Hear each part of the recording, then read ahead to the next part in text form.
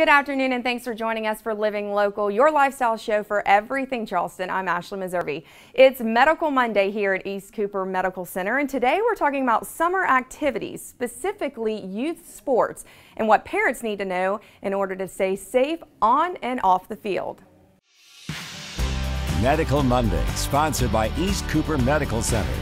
Joining me now, Dr. David Dyer. Thanks for having me here. Oh, thanks for having me. Okay, well, let's talk about, we're talking about kids in sports, summer's coming up, activity, lots going on. So what can parents, first off, start as far as being safe during the summer? Well, obviously you have to deal with the heat. So I think you've got to get kids ready for the heat. Right now, you just can't send them out 90-degree temperatures, 80-degree humidity. Maybe start indoors and work into the heat slowly. Okay, and as far as we talk about concussions and all of that kind of stuff, it's been a big thing in the news.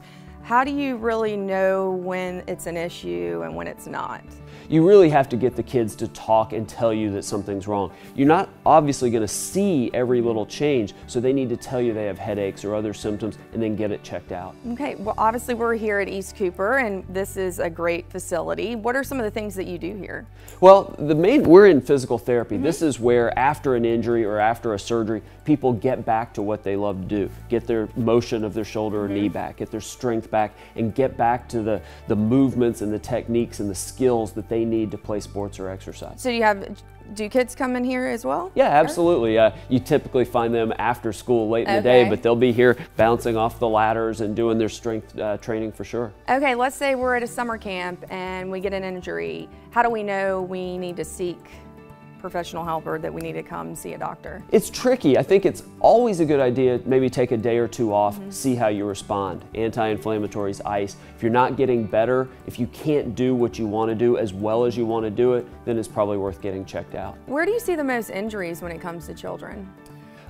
Typically it's there's traumatic injuries in sport like football, soccer, where there's collisions, but what we typically see with kids are overuse injuries. They keep doing some motion over and over, days and weeks and months, that just doesn't get better, then it turns into a bigger injury. So how would you say you can kind of, and you have children, differentiate between a kid just not wanting to get a practice or actually having a legitimate issue that, I mean, like maybe shin splints or something? Absolutely. It's tricky because you've got to get open communication with the kids so that they will tell you that something's wrong. Because if you're pushing them, hey, it's about winning and statistics, you're right, they're not going to tell you, and they're going to just use excuses to not practice. So you look for subtle changes and then open the communication, let them tell you they're hurting. Summer months, so hot, dehydration, we were just talking about that. What are some of the signs of that?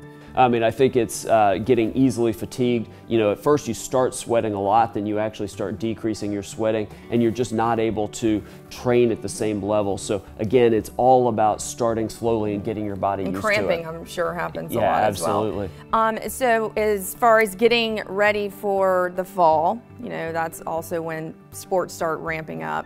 I know you said that they need to start slow, but what kind of advice would you give to them as far as how to go about that? Absolutely. The key is to not wait until the fall to get in shape. We see that with these high school kids all the time. They show up at the beginning of August, you know, overweight and out of shape. Start training now. Use this time to get in the weight room and start running, starting to get exposed to the sun, so that when you get to August, your body is ready for the intense training. If you're out of shape, all sorts of bad things happen. I just have this as a question I just thought of. As far as kids and when they should be in the weight room, do you have like an age that you think that's appropriate to start lifting weights? I actually have no problem with kids lifting weights. I think they need proper technique, and so the adults supervising them, teaching them the right ways to do it, and then the right goals. Their goal is not to lift hundreds and hundreds of pounds. A refrigerator. Right. Lower weights and higher reps, but doing proper techniques. It can have a lot of beneficial gains, but it's got to be done correctly. And obviously making sure you have the right person, the coach, or whoever's facilitating that as well. Absolutely. Well, thank you so much for your time. And of course, for more information, you can go online to their website at eastcoopersportsmedicine.com.